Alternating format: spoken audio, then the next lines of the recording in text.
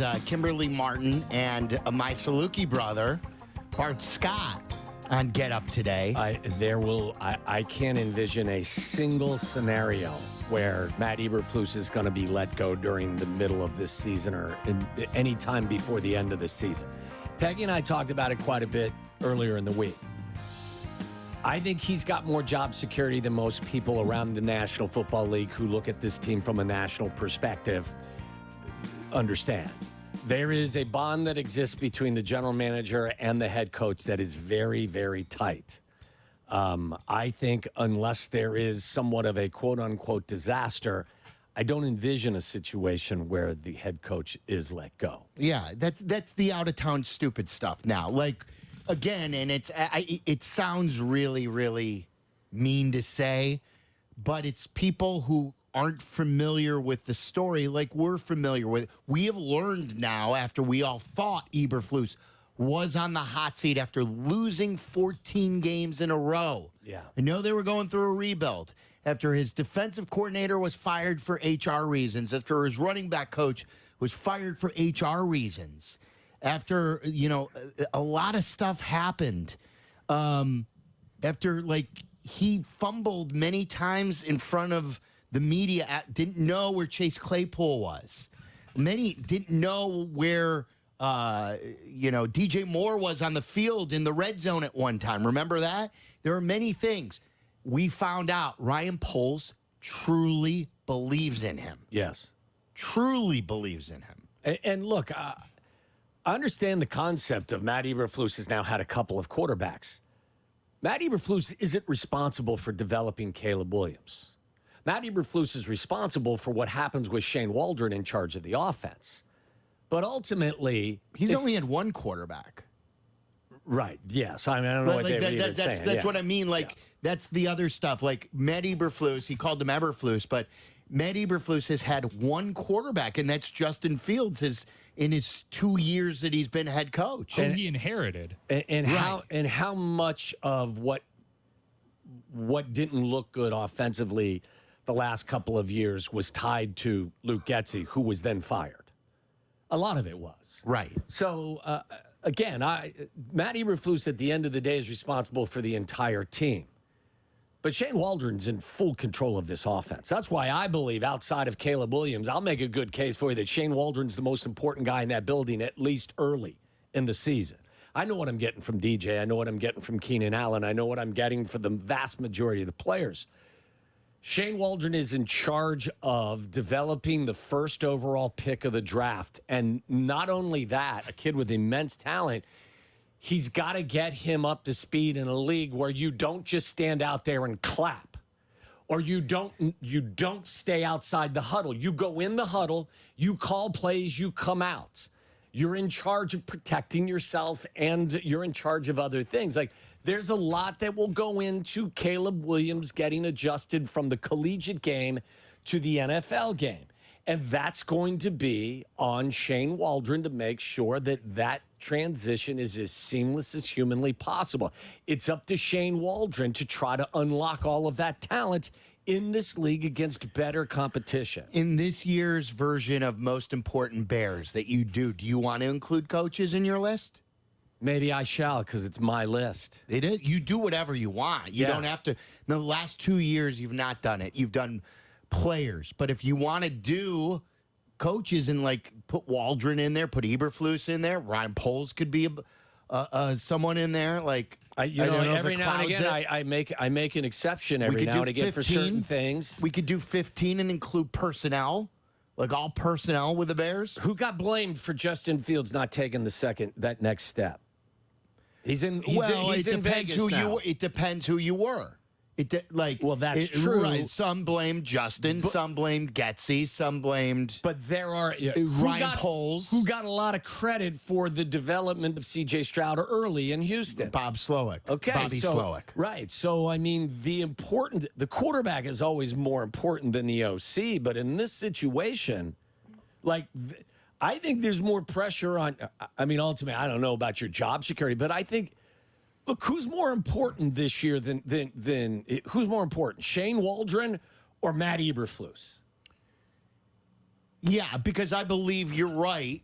that Shane Waldron is head coach offense. Yes. And Matt Eberflus is head coach defense and Yes. oversees the meeting And that of the whole team. And that defense is further along than this Yes, offense. And yes. that defense is not being built around a rookie playing the most important position in all of the sport.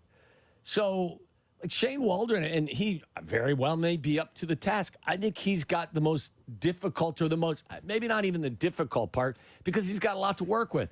But he's got the most important role, other than the guy who's taking snaps from center, in my opinion. Is he going to call the right plays? Is he going to get them in the right situation? Is he going to use the assets in the huddle correctly? Are they going to collectively decide on who's the right guy to be the center of this team? You know, how are you going to get Caleb prepared on a week in and week out basis? Like, we're going to be focused. You fired the previous offensive coordinator. You drafted this kid first overall. You hired a new offensive coordinator. They're the two most important guys in the building to me as this season kicks off. Yeah, it's good stuff. 312-332-3776. We've got one line open for rapid reaction right now. So what is the number one concern that you have over the Bears? You could zoom out or zoom in. Like the four choices that we gave you were offensive line, defensive line, coaching, or the rookie quarterback, Caleb Williams. Maybe you want to zoom in even further and go specific player on the offensive line. Whatever you want. Let's see. We went 4 for 4 on this crew today. We all picked offensive line as our number one concern. Let's see. How many people do you think will go? Do you think that will be number one? I would think it will be. By 7. I say a 7. Sizable margin. I will say, yeah. I mean, at least 6, possibly 7 people will say the same. Joe in Kenosha, what's your number one concern? Caleb Williams. Oh, okay. Specifically, injury. Because if he gets a serious injury early in the season, we lose basically a whole season of development potential.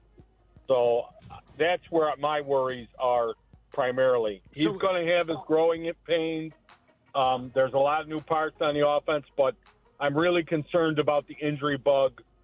First and foremost to Caleb Williams, and then generally speaking to the offensive side of the ball. So it's not Thanks, so fellas. much. It's not so Thanks, much the Joe. skill. It's about getting hurt. I'm not worried about injuries. I mean, injuries are part of the game. Like, I could sit and worry about that about every position. And by the way, throughout the course of his career, I don't believe he's ever had a significant injury, so he's not, quote unquote, injury prone. I would be more concerned that there would be rookie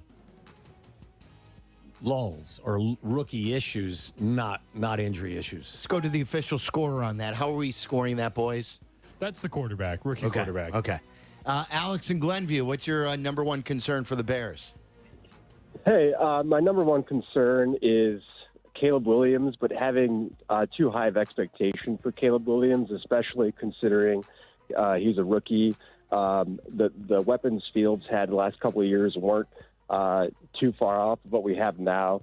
I think Peyton Manning had Marshall Faulk and Marvin Harrison in '98, so I just think we need to temper our expectations on what a rookie quarterback can do, and also assuming that he needs to do better than Justin Fields in his best year. So, thank you. I was stunned by the assertion that the weapons that Caleb has are pretty much similar to what Justin had. They added DeAndre Swift. They added Keenan Allen, a future Hall of Famer potentially. Rome Odunze, who many believed was outside of Marvin Harrison, the top receiver in the draft. You added Gerald Everett.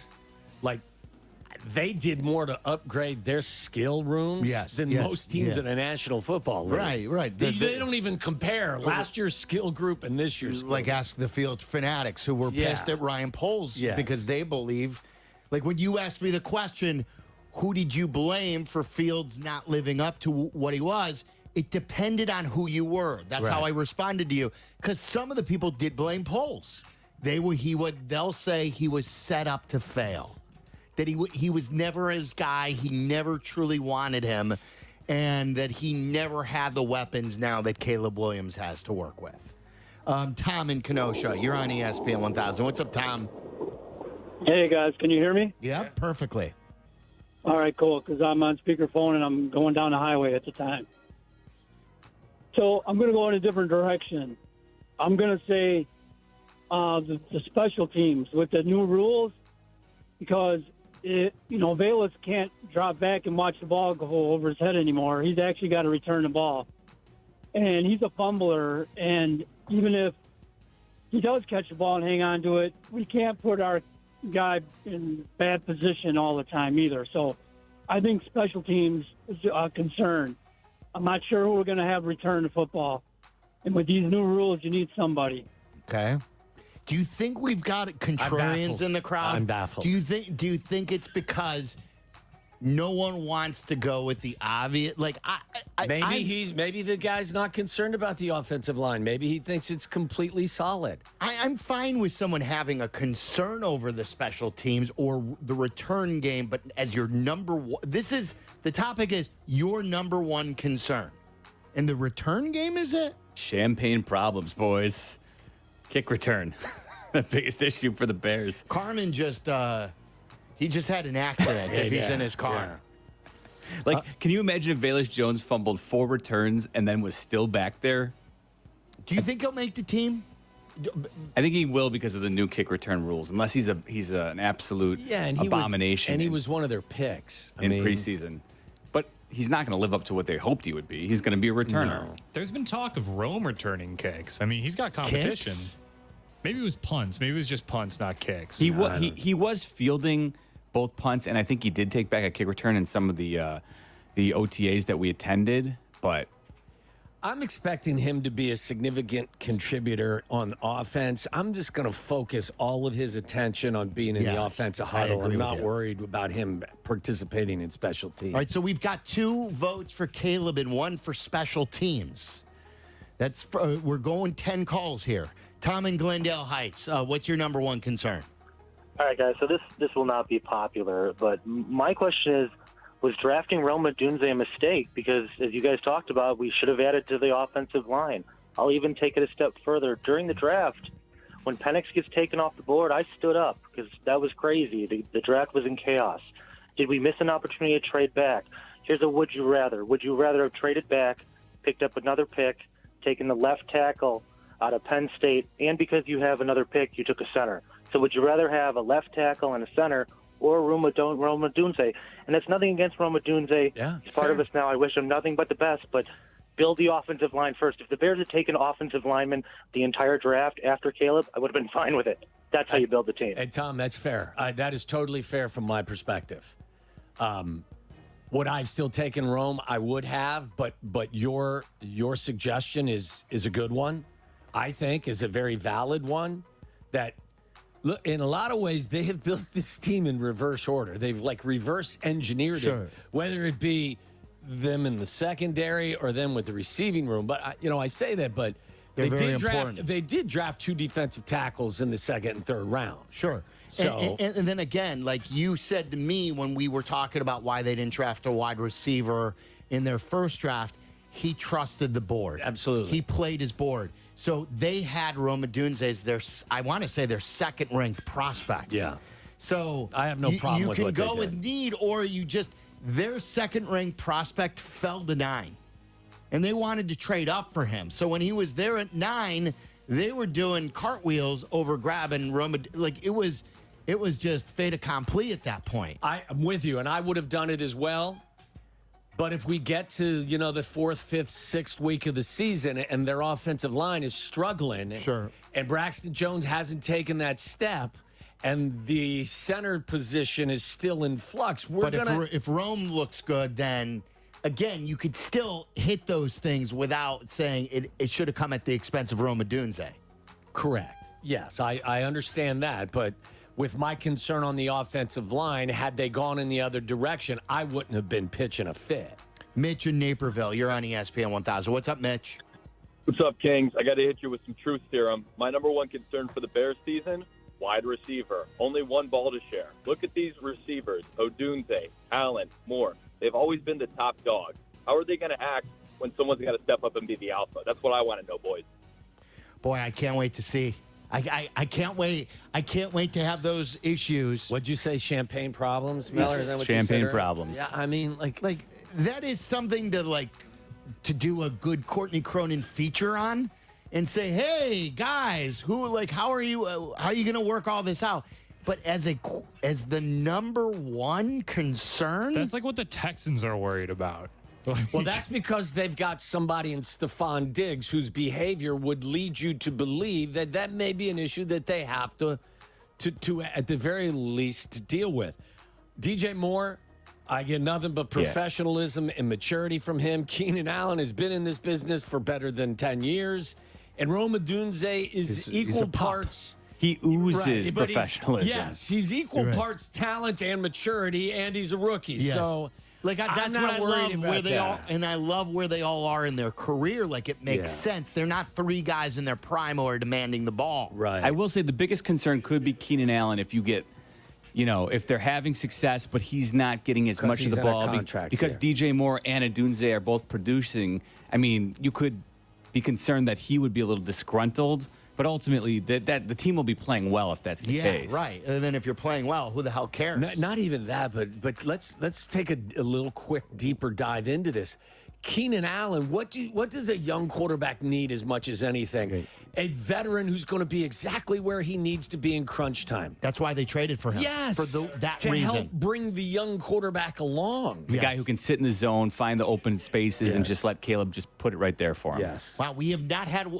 We have had one offensive line, right? Tom was the second. Tom. We have 2 rookie quarterback, 1 offensive line, and 2 other. Okay. Mark in Buffalo Grove, you're on ESPN 1000. What's your number one concern? Ciao, Silvy, buonasera. Let me see. So I've got two. I've got a fun answer and a real answer. Which one do you want? Let's go fun first, and then give us your real.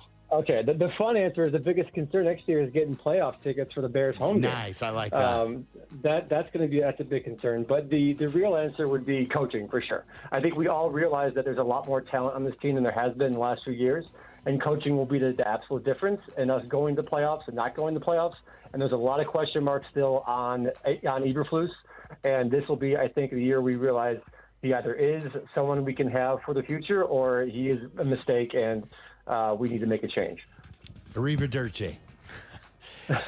Again, my concern with Eberflus is, do you hire the right guys? I think Matt Eberflus is an excellent defensive coordinator, and I know he suggested they're going to turn over play calling to I forget who they hired as their new DC, but my hope is he still maintains his grip on that defense. Eric Washington. Yes. And offensively, you've hired Shane Waldron.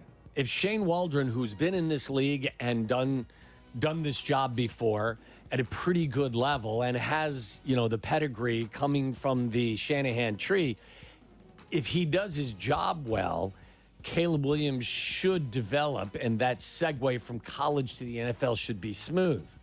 My bigger concern is him hiring the right guys versus some of the others. Yeah, and we were talking about in the pre-show fistfight that offensive staff is much better, not just with Shane Waldron, but Thomas Brown was the offensive coordinator in Carolina and worked together with Waldron in L.A. They have the quarterbacks coach that worked with Waldron in Seattle as well. They're much deeper with, I think, smarter people. They kept their great offensive line coach. So I think that offensive staff is much better than it's been in the past, with more experience of people who've done the job before. Yes. Q on the south side, what's your number one concern? What's going on, Waddle? What's going on, Silvy? What's going on? My biggest concern is Caleb Williams. Now, I'm going to tell you why I'm concerned, because I understand, like I said, he's our quarterback. But remember, last year with Justin Fields, like I said, he was missing wide receivers wide open. And I know our offensive line wasn't perfect, but they was giving him time, and Justin Fields was missing receivers wide open. So I'm hoping Caleb Williams has the sense and the quarterback reaction is faster to hit our receivers wide open. The offensive line wasn't perfect, but they was giving him time. I like another Caleb Williams. Yeah. He's leading the way, I think. Well, again, a lot To those, a lot is given, a lot is expected. right. And by given, I mean you used the number one pick on him. That's why I'm saying that, yes, there will be some bumps along the way, but the expectation level is that he's going to be better than what we've seen the last few years. Our buddy Dean downtown. What's up, Dean? No, this is David in Riverwoods. They need another pass rusher. I'm just telling you, kid. Chiefs don't win the Super Bowl without Chris Jones. I went to Arrowhead. Phenomenal. Take that. They were patronizing me. They're patting me on the head. Man, there's Dean. Mike and Wilmette. What's up, Mike? Hey, biggest concern is Caleb. Wow. And processing speed. We saw Mitch and we saw Justin. They had all the skills in the world, but they never mastered that processing speed. And it's been a question as to whether he had it in college. I mean, scouts have mentioned that. Look, it's fair. I'm not going to rip. It was on my list. Those were the four, and quarterback was one. And our last caller is Colin in West Chicago. What's up, Colin? What's your number one concern? It has to be the interior offensive line for me. I mean, I'm looking at this line right now. We have starting in the interior Tevin Jenkins, Coleman Shelton. We don't really know who the center is, and Nate Davis. Two out of the three of those guys, big availability issues, you know? That's where I went, Colin. The offensive line, to me, is the biggest concern that I have, and it's because of some of the reasons you mentioned. It doesn't mean that I don't have concerns about a rookie quarterback, but I think that Ryan Poles has done a really nice job putting an infrastructure around him that can help accentuate a lot of the qualities that we've seen him exhibit, even at the college level. What's the final tally here, Charlie? We have 1 for coaching, 4 for the rookie quarterback, 2 for O-line, 1 for D-line, and 2 for other. 2 for other, including special teams. Yeah, that's special teams, and what was only one ball to go around. Yeah, that's right. Who would have thought that? How many for offensive line? Only 2. 2. And we had 1 for special teams and 1 for how many good wide receivers there are. Jeez. All right, that's fun. I like rapid reaction, though. That's what you, the Bears fans, are thinking. Don't forget, get your would you rathers and lots of jokes going around. As the prize today is White Sox tickets. Potsy is weighed in. Has he? Yeah. John Greenberg is weighed in. So get in your would you rathers. Well, I mean, obviously. I mean, what do we say? Yeah, that's your joke. I used that a couple weeks ago when you were out. I think Jesse was in. So this is where Waddle would make the joke. 2 for the winner, 4 for the loser. Yeah.